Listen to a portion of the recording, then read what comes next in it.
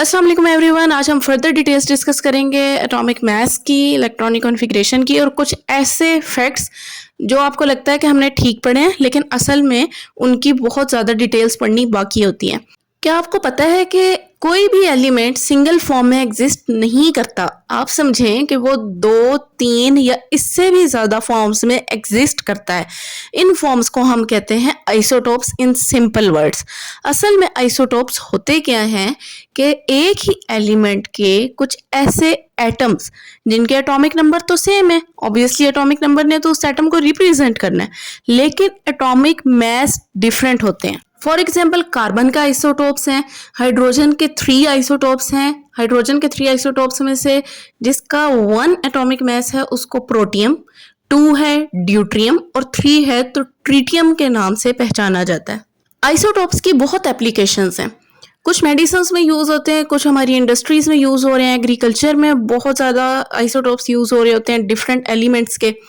Carbon के कुछ isotopes fossils को डिस्कवर करने में यूज़ होते हैं, जिसको हम आर्कियोलॉजी कहते हैं। रिसर्च में, लैब्स में, हमारी लेबॉर्ट्रीज में बहुत आइसोटोप्स की एप्लीकेशन है। देन एनर्जी में आपको पता है कि जो एटॉमिक बॉम्ब्स हैं उनकी फॉर्मेशन में यूरेनियम एक एलिमेंट है, उसका आइसोटोप यूरेनियम 232 और 235 यूज़ होते हैं।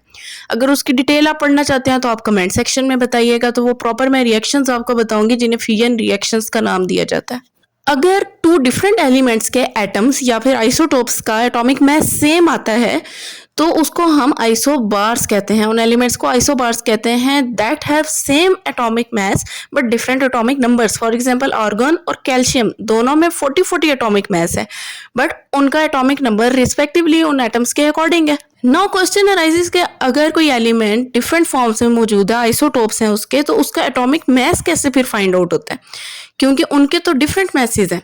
तो उसके लिए हम सिंपल मेथड के से थोड़ा सा आगे जाते हैं और एवरेज मैथ्स की तरफ आते हैं, जिसके लिए सिंपल एवरेज पहले निकाली साइंटिस्ट ने।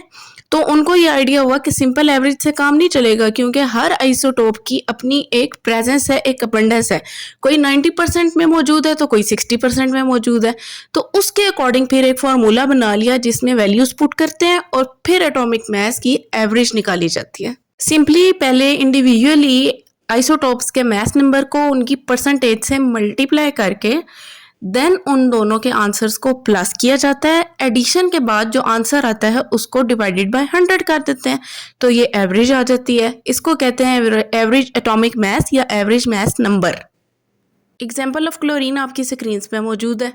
अब हम देखते हैं कि इलेक्ट्रॉन्स को किस तरह से अरेंज किया जाता है around the atom.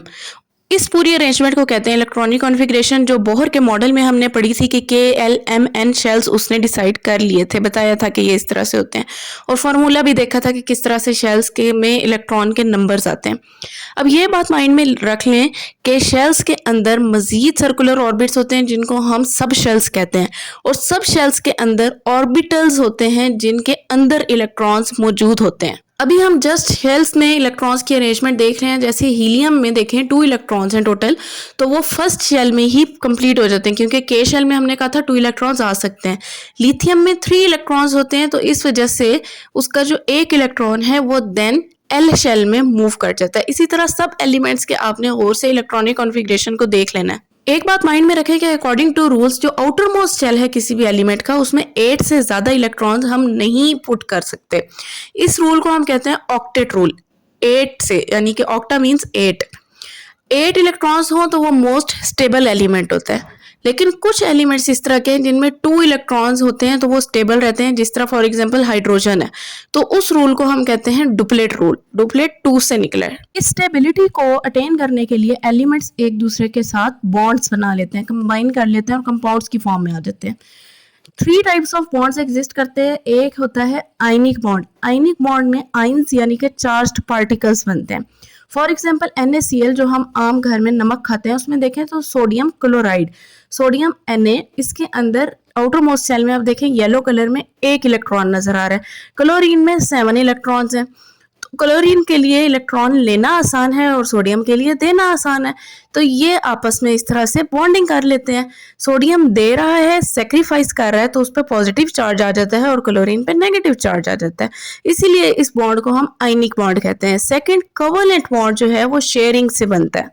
For example, atom 1 के पास भी एक इलेक्ट्रॉन है और बी के पास भी एक इलेक्ट्रॉन है जिसके साथ पेयर नहीं है, तो ये दोनों एटम्स या एलिमेंट्स आपस में पेयरिंग कर लेते हैं। इसको कहते हैं कोवेलेंट बॉन्ड। इन्होंने शेयर कर लिए अपने अपने इलेक्ट्रॉन्स और दोनों के ही जो आउटरमोस्ट शेल हैं वो कंप्लीट हो गए, स्टेबल हो गए और एक कंपाउंड बन गया, तो इसको कहते हैं कोवेलेंट बॉन्ड।